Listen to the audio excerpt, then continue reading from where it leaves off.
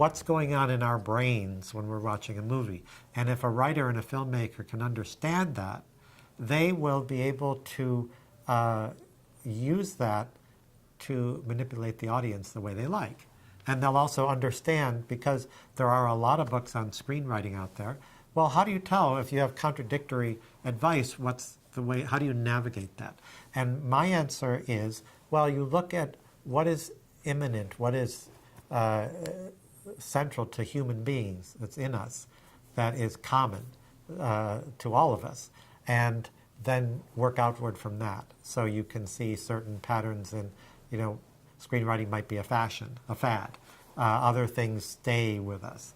And the reason things stay with us is because it's based on how we think, how we process information.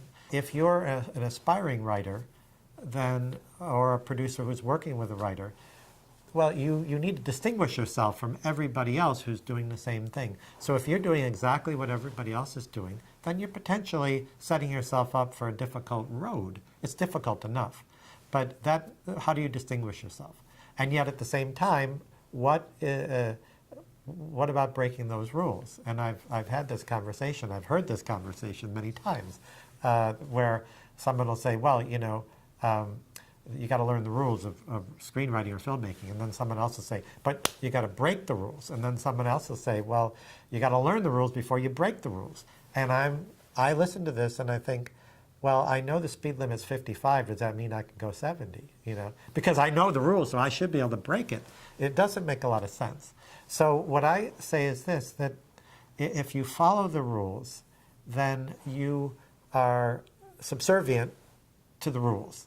You're looking up, and that's where they are, okay? And the problem is that rules, let's say you follow them exactly.